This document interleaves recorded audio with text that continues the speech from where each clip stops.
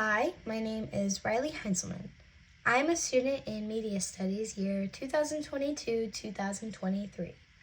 I have created the first opening 2 minutes of a film called Pushed Aside.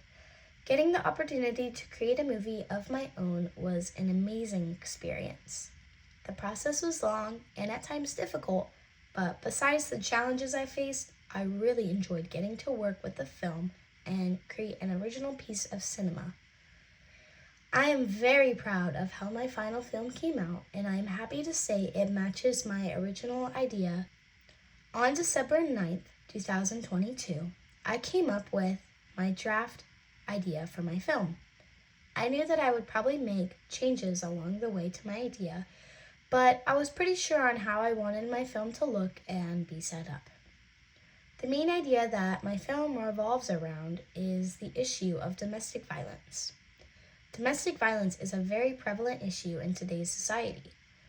We should all know what domestic violence is, but as a refresher, domestic violence is the act of violence against someone within the victim's domestic circle. This includes family members, partners, ex-partners, and other relatives. This is a heavy subject, so it was important that I portrayed the issue within my film, but not make it look like a domestic violence prevention commercial. My idea for my final project is the story of a domestic violence victim. My film will portray the storyline of a victim in a growing toxic relationship, suffering from domestic violence from her partner.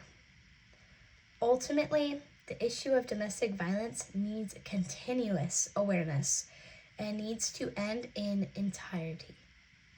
My hope is that making my film sequence about this will make people more aware of the types of situations domestic violence can occur in, as well as spark ideas for ways to end domestic violence.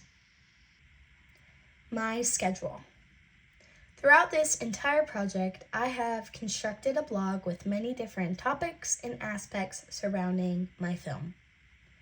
I created a draft schedule that gave me an idea of what needed to be completed. I made my blog in phases, levels, you could say. Starting off with research, then moving into pre-production.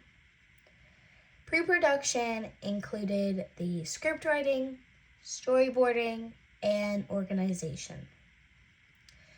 Continuing to the production phase, which was the film portion of my project, the main part of the whole entire thing.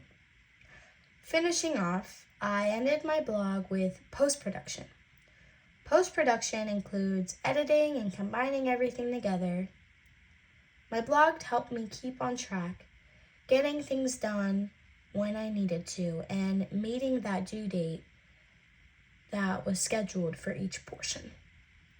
My blog also helped me gain knowledge and important information about the parts of filmmaking. I learned a lot about genre and different conventions, everything about mise en scène, all the parts of cinematography, production, distribution, exhibition, editing, and sound. Without my blog, I would know little about everything I just mentioned. Changing focus a little bit, I wanted to explain a little deeper the type of genre my film falls under and how genre influenced my whole project. I did extensive research about genres and the different conventions that fall under it because I was a little confused as to what my film would be considered.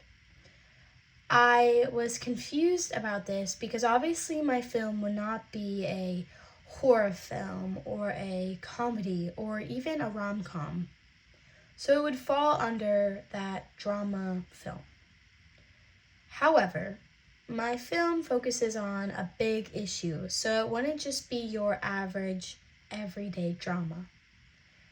After looking up the many different subgenres under the drama films, I decided my film would best be described as a thriller drama. I came to this conclusion because within my film there are many different suspenseful moments or thriller aspects when watching.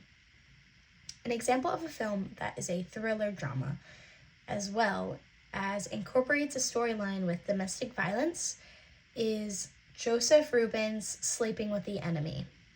This film was a major inspiration for me when creating my film because it focuses on a similar plotline. I recommend giving this film a watch. It's a great movie. Enough talk about the process before filming.